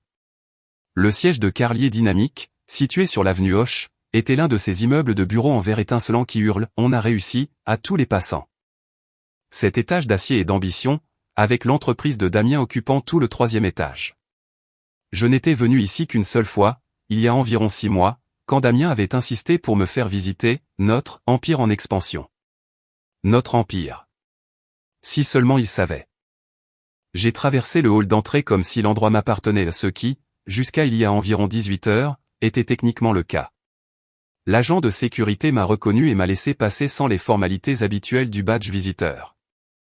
Le pauvre gars n'avait probablement aucune idée que le sympathique investisseur qu'il saluait depuis 1 an et demi venait de vendre l'entreprise dans le dos de tout le monde. Le trajet en ascenseur m'a donné le temps d'apprécier l'ironie de la situation. Lorsque j'avais investi dans Carlier Dynamics pour la première fois, Damien travaillait dans un espace WeWork à Montreuil, partageant une salle de réunion avec une start-up qui fabriquait des friandises artisanales pour chiens et une autre qui essayait de révolutionner l'industrie de la chaussette. Maintenant, il avait un bureau d'angle avec des baies vitrées et une vue qui coûtait probablement plus cher au mètre carré que les appartements de la moitié des gens. Tout ça grâce à mon argent. Tout ça sur le point de devenir le problème de quelqu'un d'autre. L'espace d'accueil grouillait de cette énergie nerveuse typique des moments où les rumeurs commencent à circuler et que personne ne sait de quel côté le vent souffle. Je pouvais voir des petits groupes d'employés discuter à voix basse près de la machine à café, et au moins 3 personnes tapaient frénétiquement sur leur téléphone, comme si elles envoyaient déjà leur CV à des chasseurs de tête. Monsieur Laurent. La réceptionniste, une jeune femme nommée Jessica, qui s'était toujours montrée d'une politesse sans faille, parut soulagée de me voir. Dieu merci, vous êtes là. Monsieur Carlier a essayé de vous joindre tout le week-end. J'en suis sûr, ai-je dit en regardant ma montre. La réunion du conseil a toujours lieu. Oui, monsieur. Salle de conférence A. Ils y sont depuis 7 heures du matin. 7 heures du matin un lundi. C'était l'heure du désespoir. Le genre de réunion matinale qui a lieu quand la merde a heurté le ventilateur et que tout le monde essaie de savoir dans quelle direction volent les éclats. J'ai marché le long du couloir vers la salle de conférence, passant devant des bureaux où les jeunes talents de Carlier Dynamics se demandaient probablement s'ils auraient encore un emploi à l'heure du déjeuner. L'ironie ne m'échappait pas, j'allais entrer dans une réunion du conseil d'administration d'une entreprise que je ne possédais plus, pour discuter de problèmes que j'avais moi-même créés, avec des personnes qui n'avaient aucune idée que j'étais la source de leur cauchemar actuel. La salle de conférence avait des murs en verre, donc je pouvais voir la réunion en cours avant même d'ouvrir la porte. Cette personne était assise autour d'une table en acajou qui coûtait plus cher qu'une voiture, tout ayant l'air d'avoir été percuté par un train chargé de mauvaises nouvelles. Des documents financiers étaient éparpillés sur la table. Les ordinateurs portables étaient ouverts sur des tableurs qui devaient ressembler à des scènes de crime. Et tout le monde affichait cette expression choquée qui apparaît lorsqu'on réalise que son univers professionnel est en train d'imploser en temps réel. Grand absent, Damien Carlier. J'ai frappé une fois et ouvert la porte. La conversation s'est immédiatement arrêtée et 7 paires d'yeux se sont tournés vers moi avec cette lueur d'espoir désespéré qu'on réserve aux films catastrophes quand la cavalerie arrive juste à temps. Michel. Bruno Henriot, le directeur financier, a pratiquement bondi de sa chaise. Dieu merci, vous êtes là. Nous avons essayé de vous joindre tout le week-end. C'est ce que j'ai cru comprendre, ai-je dit en prenant le siège vide en bout de table. C'était la place habituelle de Damien, mais puisqu'il n'était pas là, j'ai pensé que quelqu'un devait combler le vide décisionnel. Où est notre intrépide PDG? Les membres du conseil ont échangé des regards, comme s'ils essayaient de décider qui devait annoncer la mauvaise nouvelle. Finalement, Sophie Chen, la directrice des opérations, s'est raclé la gorge. Damien ne fait plus partie de l'entreprise depuis ce matin. Il a démissionné, ai-je demandé, bien que je connaisse déjà la réponse. La sécurité l'a escorté vers la sortie il y a environ 1 heure, a précisé Bruno. Il a donné sa démission par email à 6h47. Très bref, très professionnel, mais il est parti.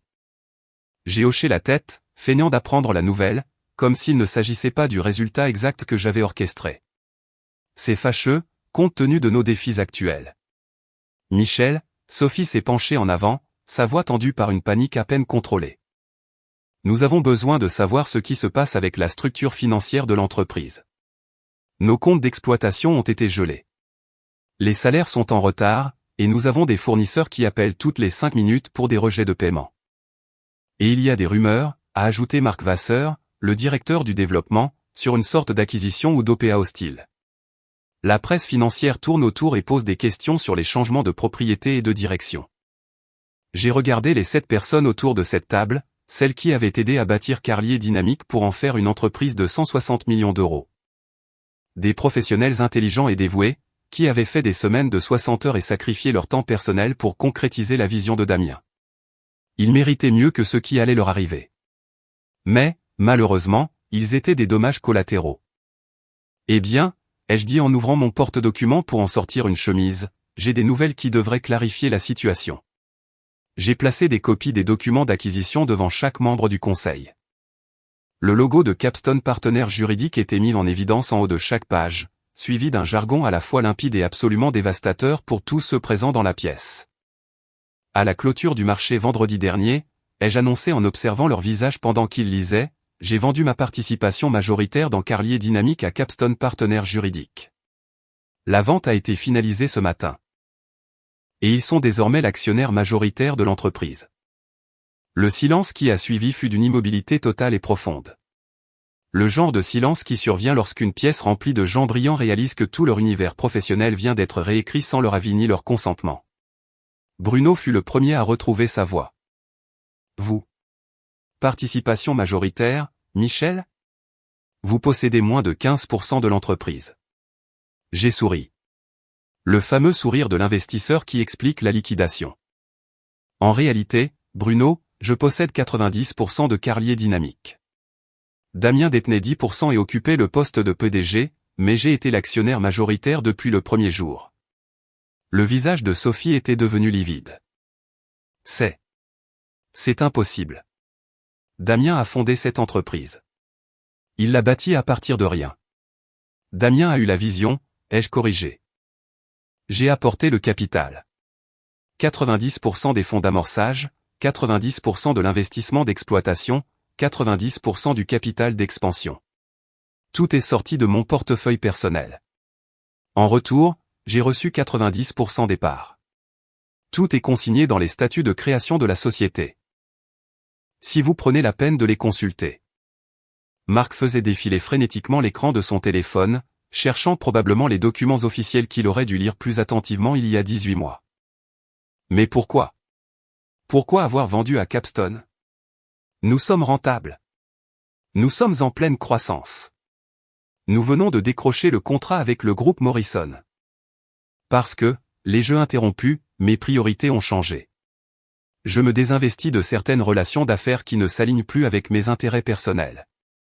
L'euphémisme flottait dans l'air comme la fumée d'une arme à feu. Ces gens n'étaient pas stupides. Ils pouvaient probablement deviner que ma décision soudaine de vendre avait un lien avec les changements de personnel mystérieux et le départ brutal de Damien. Mais ils ne connaîtraient jamais toute l'histoire. Ils n'entendraient jamais parler de la fête de remise des diplômes, de la publication Instagram, ou du fait que leur ancien PDG jouait au papa et à la maman avec ma femme pendant que je finançais ses rêves professionnels. Qu'est-ce que cela signifie pour nous, a demandé Juliette Dubois, la directrice des affaires juridiques, avec cette voix qu'on utilise quand on connaît déjà la réponse mais qu'on espère avoir tort. Des représentants de Capstone seront là cet après-midi, ai-je répondu en vérifiant ma montre. Ils mèneront des entretiens individuels avec l'ensemble des cadres supérieurs pour évaluer la structure organisationnelle actuelle et déterminer l'alignement stratégique optimal pour l'avenir. Dans le jargon de l'entreprise, cela se traduisait par « ils vont virer la moitié d'entre vous et restructurer le reste selon leur propre vision ». Ils ont payé le prix fort pour Carlier Dynamique car ils pensaient acquérir le leadership et la vision de Damien, ai-je continué.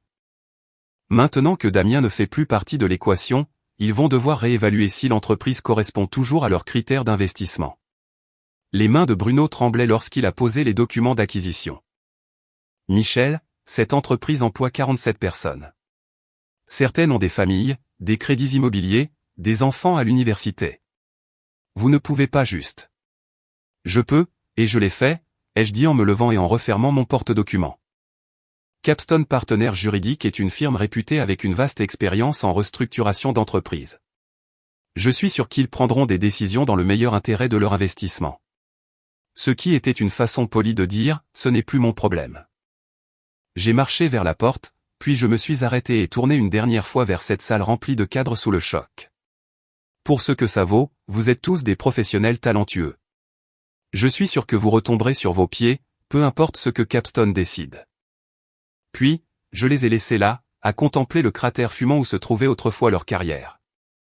2 semaines plus tard, je me tenais dans un entrepôt réhabilité à Montreuil, regardant une prodige du codage de 27 ans m'expliquer pourquoi sa start-up allait révolutionner la façon dont les cabinets d'avocats effectuaient leurs recherches. L'ironie de la situation ne m'échappait pas, j'étais de retour dans la banlieue où Damien avait lancé Carlier Dynamique. Sauf que cette fois, je regardais quelque chose qui méritait réellement mon investissement.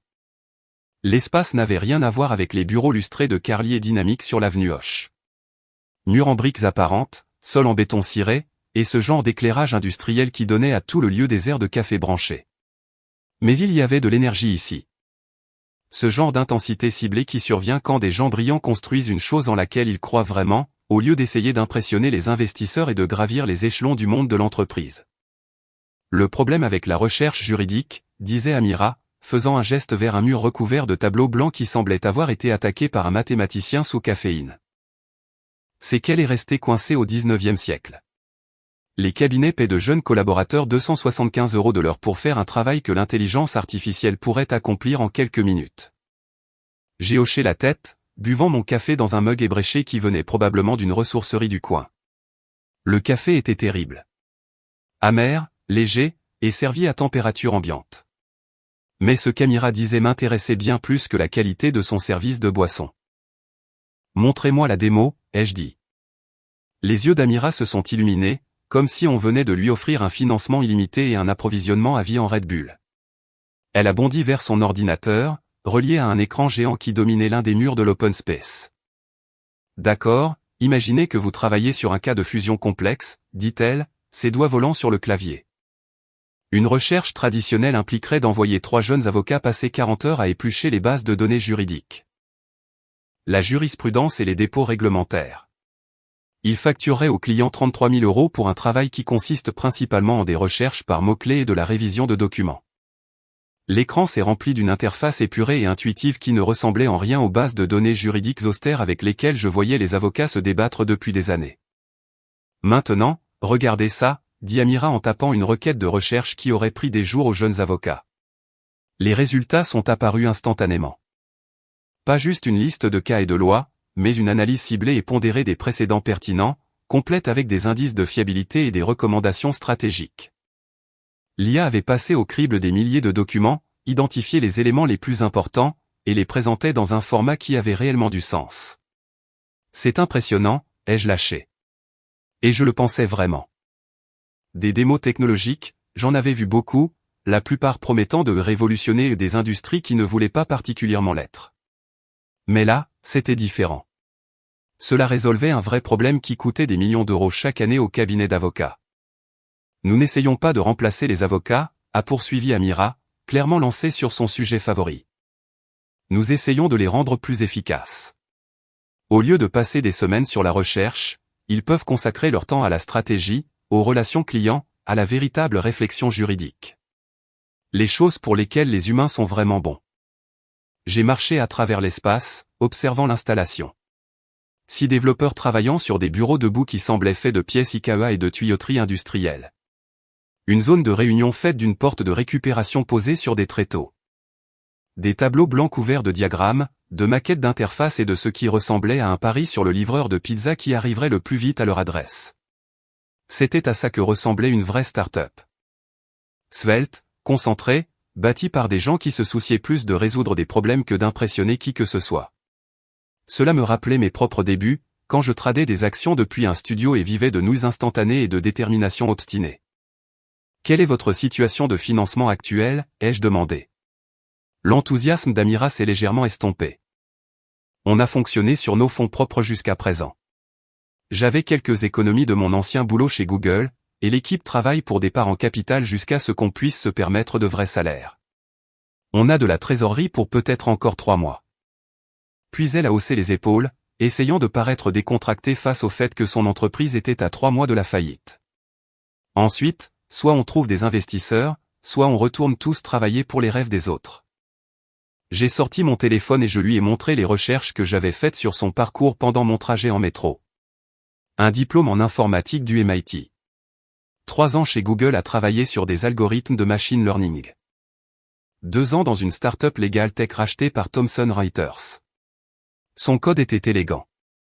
Sa réflexion stratégique était solide. Et surtout, elle résolvait un problème qui comptait vraiment. Parlez-moi de votre équipe, ai-je dit. Ce sont les meilleurs ingénieurs avec qui j'ai jamais travaillé, a répondu Amira en désignant les développeurs qui faisaient tous semblant de ne pas écouter notre conversation. Sarah a déjà conçu des moteurs de recommandation pour Netflix. Marcus a travaillé sur des algorithmes de détection de fraude pour PayPal. Kim était développeuse principale sur cette plateforme d'analyse de documents que LexisNexis a racheté 36 millions l'année dernière. Et ils travaillent tous pour des parts. Ils croient en ce qu'on construit. N'importe qui ici pourrait trouver un boulot chez Google ou Facebook demain. En gagnant le double de ce que je pourrais leur payer pour les 2 prochaines années. Mais ils sont là parce qu'ils veulent construire quelque chose qui a du sens. C'était là toute la différence entre cette entreprise et Carlier Dynamique. Damien construisait un cabinet de conseil pour nourrir son propre ego et briller dans les soirées mondaines du milieu juridique. Amira construisait quelque chose qui pouvait réellement changer le fonctionnement de toute une profession. De quoi avez-vous besoin pour changer d'échelle? De façon réaliste, 9 millions d'euros nous permettraient d'embaucher l'équipe dont on a besoin, de développer notre infrastructure et de financer nos opérations pour les 18 prochains mois. 14 millions, ce serait mieux. On pourrait se développer plus vite. Peut-être ouvrir un bureau dans le sud à Toulouse, et commencer à cibler les très gros cabinets. Je suis revenu vers le tableau blanc couvert de maquettes. Le design était propre, intuitif. De toute évidence, il était conçu par des gens qui avaient compris que les avocats n'ont pas le temps d'apprendre à utiliser un logiciel compliqué juste pour faire des recherches de base. Avez-vous parlé à des clients potentiels? De vrais cabinets? Nous avons des programmes pilotes en cours avec 3 cabinets de taille moyenne à Paris, a-t-elle assuré. Les retours sont incroyables. Les associés nous disent que nous leur faisons économiser de 60 à 70% sur les coûts de recherche, et la qualité de l'analyse est en fait meilleure que ce que produisaient leurs avocats juniors. Montrez-moi les chiffres. Pendant l'heure qui a suivi, Amira m'a détaillé les projections financières, l'analyse du marché et les stratégies d'acquisition client, qui étaient étonnamment sophistiquées pour une entreprise opérant depuis un entrepôt réhabilité. Elle avait fait ses devoirs. Plus important encore, elle comprenait aussi bien les défis techniques que les réalités commerciales de ce qu'elle essayait de construire. L'industrie juridique dépense 11 milliards d'euros chaque année en recherche et en révision de documents, a-t-elle expliqué en affichant une diapositive sur la taille du marché et les projections de croissance. Si nous pouvons capter ne serait-ce que 2% de ce marché, nous visons une entreprise de 3,6 milliards d'euros. J'ai fermé mon ordinateur portable et regardé autour de moi une dernière fois. 6 ingénieurs brillants travaillant pour des parts de capital et de la pizza, construisant un outil qui pourrait légitimement bouleverser une industrie pesant des milliards. C'était très exactement le genre d'opportunité d'investissement que j'avais cherché toute ma carrière. Amira, ai-je commencé. Et si je vous disais que je peux vous signer un chèque de 14 millions d'euros tout de suite? Pour 45% du capital. Un siège au conseil d'administration. Vous gardez le contrôle opérationnel total.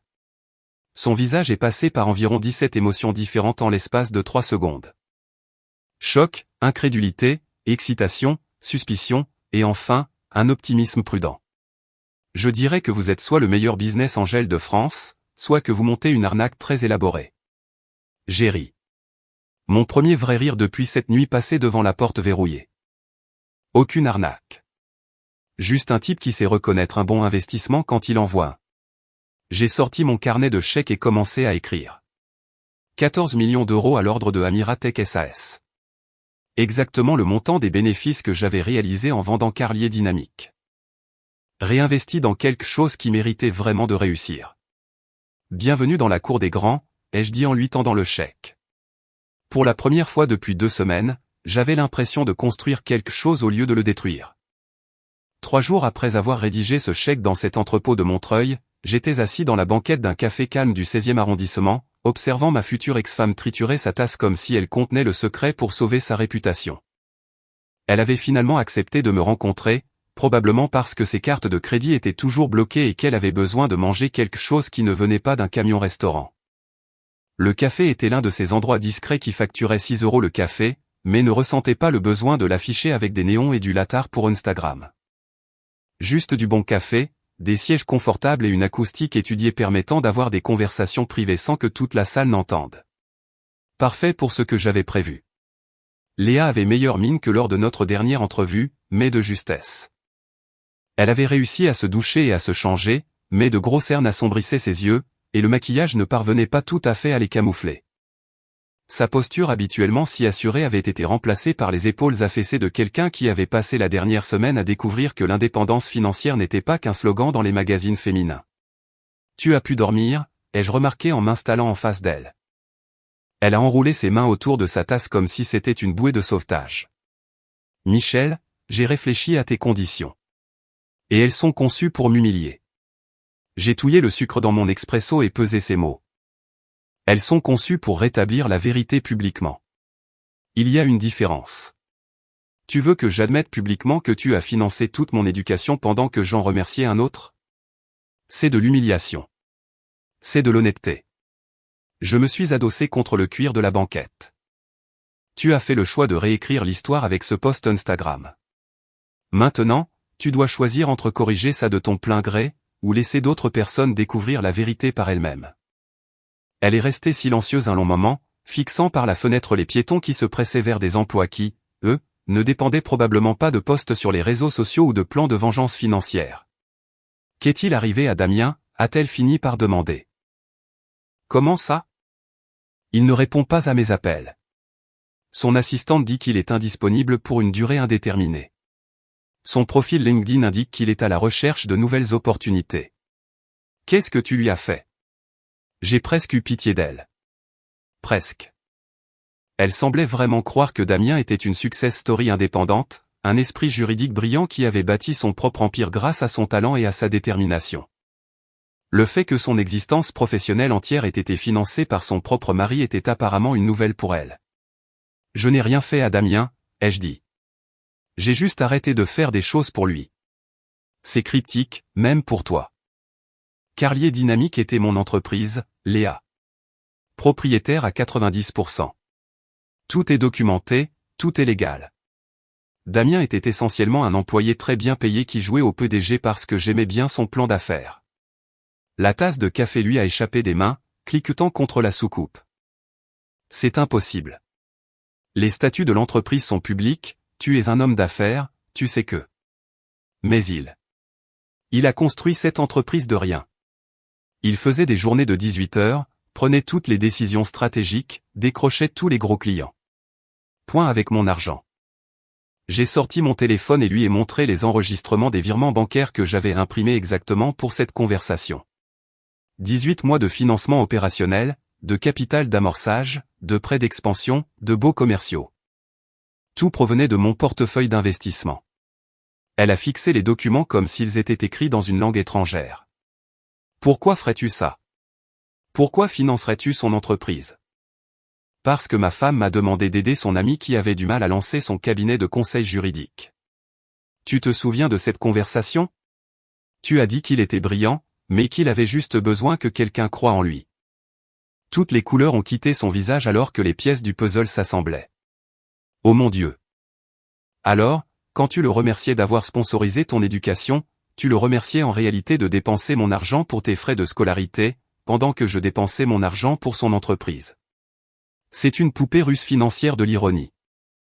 Michel, je ne savais pas, bien sûr que tu ne savais pas, car tu n'as jamais posé la question.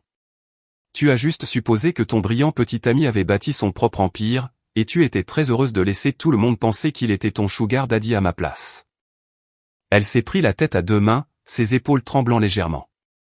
Je n'étais pas sûr si elle pleurait ou si elle essayait juste d'assimiler l'ampleur de son erreur de calcul. La déclaration publique, ai-je repris en sortant le projet imprimé de mon porte-document. Passons-la en revue ensemble et assurons-nous que la formulation est parfaite.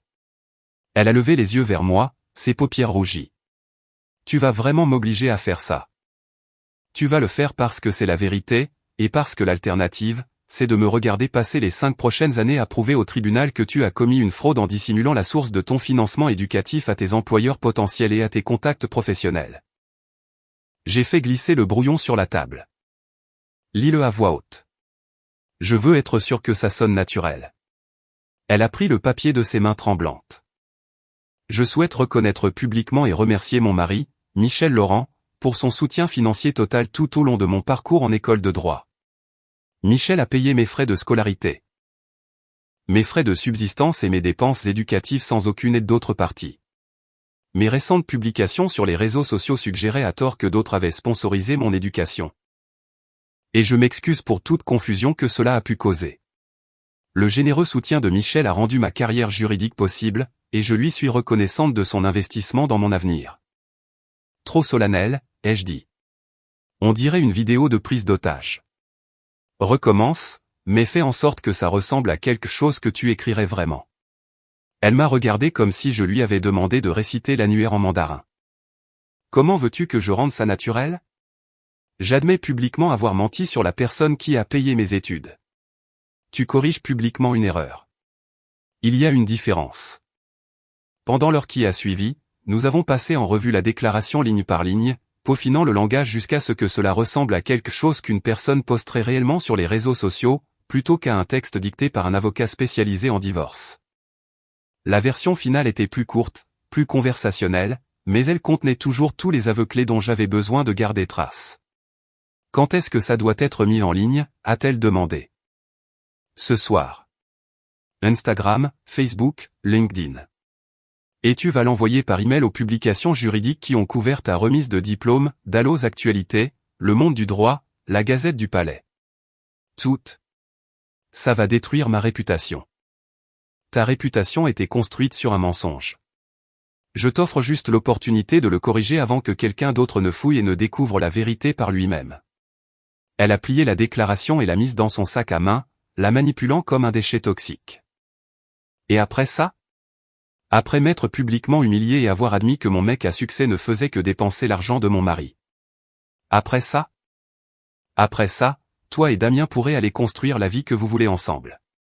Mais pas avec mon financement, et sans que mon nom soit rattaché à vos succès. Elle s'est levée pour partir, puis s'est arrêtée. Pour ce que ça vaut, je ne voulais vraiment pas que ça se passe comme ça. Je sais, ai-je répondu. Mais c'est ainsi que ça s'est passé, et maintenant nous devons tous vivre avec les conséquences. Elle est sortie du café sans se retourner, rentrant probablement chez elle pour passer le reste de la journée à chercher comment expliquer à ses amis et collègues pourquoi elle allait contredire publiquement tout ce qu'elle leur avait raconté sur sa relation avec Damien. J'ai commandé un autre expresso et j'ai vérifié mon téléphone. Amira m'avait envoyé des photos de ses bureaux, l'équipe célébrant leur nouveau financement avec du champagne qui coûtait moins cher que le déjeuner habituel de Léa. Une vraie célébration de personnes qui avaient réellement mérité quelque chose valant la peine d'être fêtées. Dès le lendemain matin, toute la communauté juridique parisienne connaîtrait la véritable histoire du diplôme de droit de Léa Laurent. Et pour la première fois depuis des semaines, j'avais hâte de lire les commentaires. 6 mois plus tard, je me tenais baigné de soleil près des fenêtres de mon nouvel appartement dans le 17e arrondissement, buvant un café qui ne m'avait pas coûté une fortune et me sentant véritablement heureux pour la première fois depuis des années. Un 3 pièces avec parquet massif, sans aucun plan de travail en marbre ni connerie de designer qui hurle, regardez combien j'ai d'argent. Juste un endroit normal où une personne normale aimerait vivre. Le divorce avait été prononcé 3 semaines plus tôt. Rapide, net et précis, exactement selon les termes que j'avais détaillés dans l'enveloppe que Chloé avait livrée il y a ce qui semblait être une éternité. Léa avait tout signé sans même essayer de négocier. Probablement parce que son avocat lui avait expliqué en termes très simples ce qui se passerait si elle essayait d'affronter un homme qui documentait chaque transaction financière avec l'obsession d'un comptable suisse. Elle avait déménagé à Nantes, de tous les endroits possibles, pour travailler dans une clinique d'aide juridique à but non lucratif aidant les familles à faible revenu dans les litiges liés au logement. L'ironie ne m'échappait pas, elle était passée du droit des affaires de haut vol à Paris pour aider des gens qui, eux, n'avaient vraiment pas les moyens de se payer des avocats. Peut-être que prendre une claque de réalité sur sa propre situation financière lui avait donné une nouvelle perspective sur ce à quoi ressemblent les vrais problèmes. Elle m'avait envoyé une lettre le mois dernier. Écrite à la main, pas tapée à l'ordinateur, ce qui était d'une certaine façon plus personnel que tout ce qu'elle avait pu faire lors de la dernière année de notre mariage. J'ai enfin compris la différence entre le prestige et la valeur, avait-elle écrit. Je suis désolé qu'il m'ait fallu tout perdre pour le réaliser. J'avais plié la lettre et l'avais rangée dans le tiroir de mon bureau. Ce n'était pas exactement un souvenir, mais une forme de conclusion. La preuve que la femme que j'avais épousée était toujours là, quelque part, enfouie sous toutes ces légendes Instagram et ces conneries de réseautage professionnel. Damien était retombé sur ses pieds, plus ou moins. Il travaillait pour un cabinet de second rang à Lyon, s'occupant d'affaires de conformité d'entreprises qui devaient l'ennuyer à mourir après avoir dirigé sa propre société. Son profil LinkedIn le présentait comme collaborateur senior, ce qui est le jargon de l'entreprise pour dire ancien PDG redevenu l'employé de quelqu'un d'autre. La presse juridique était passée à d'autres sujets, mais son nom ressortait de temps en temps comme un exemple édifiant des dangers d'une expansion rapide sans le soutien financier adéquat. Mon téléphone a vibré. Un SMS d'Amira. On vient de signer le contrat Morrison. 2,1 millions d'euros par an. Un verre à 18 h? J'ai souri et répondu, absolument. C'est pour moi. Amira Tech était devenu exactement ce que j'espérais le jour où j'avais fait ce chèque dans l'entrepôt de Montreuil. Ils avaient décroché 12 clients majeurs, ouvert des bureaux à Lyon et à Toulouse. Et étaient courtisés par des fonds de capital risque qui voulaient mener leur levée de fonds de série B. Amira avait fait la couverture de plusieurs magazines spécialisés en tant que l'une des personnalités de moins de 30 ans perturbant l'industrie. Et contrairement à certaines personnes que je pourrais mentionner, elle l'avait vraiment mérité. Je passais désormais mes journées à faire des choses qui avaient de l'importance. Je donnais des cours à l'école de droit de Sciences Po sur l'intersection de la technologie et de la pratique juridique, je guidais d'autres startups qui essayaient de résoudre de vrais problèmes au lieu de courir après les valorisations, je siégeais au conseil d'Amira Tech. Regardant des personnes brillantes bâtir quelque chose qui nous survivrait à tous. L'appartement était calme, à l'exception des bruits lointains de la ville qui vaquait à ses occupations. Pas de meubles de créateurs qui coûtaient plus cher que des voitures. Pas de collection d'art achetée uniquement pour impressionner les invités lors des dîners. Aucune preuve de la vie que j'avais construite avec quelqu'un qui n'avait jamais voulu rien construire avec moi. Juste le soleil, un bon café, et la satisfaction de savoir que j'avais gagné. Non pas parce que j'avais détruit la sécurité financière de Léa ou mis fin à la carrière de PDG de Damien. Je les avais seulement obligés à affronter la réalité de leur choix. J'avais gagné parce que je m'étais libéré d'une relation bâtie sur des transactions plutôt que sur la confiance. D'avoir soutenu des gens qui considéraient mon argent comme un droit plutôt que comme un don. J'avais gagné parce que j'investissais enfin dans des choses qui méritaient de réussir. Parce que je travaillais avec des gens qui voulaient bâtir au lieu de seulement consommer. Parce que je vivais une vie qui m'appartenait vraiment, au lieu de figurer comme figurant dans le fantasme de réseaux sociaux de quelqu'un d'autre. Mon téléphone a vibré. Encore Amira. Changement de plan. Toute l'équipe veut fêter le contrat Morrison. On pensait à ce nouveau rooftop à Montreuil. Vous en êtes? J'ai regardé autour de mon appartement normal, avec ses meubles normaux et son absence totale de mise en scène pour Instagram.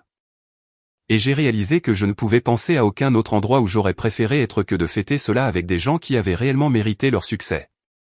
J'en suis, ai-je répondu. À tout de suite. J'ai attrapé ma veste et me suis dirigé vers la porte, laissant derrière moi la lumière du soleil, le calme et la satisfaction d'une victoire bien exécutée. Il était temps d'aller célébrer avec des gens qui comprenaient la différence entre bâtir quelque chose de réel et avoir simplement l'air de réussir en ligne. Il y a 6 mois, je pensais que ma vie était finie en me tenant devant cette porte verrouillée. Il s'avère qu'elle ne faisait que commencer.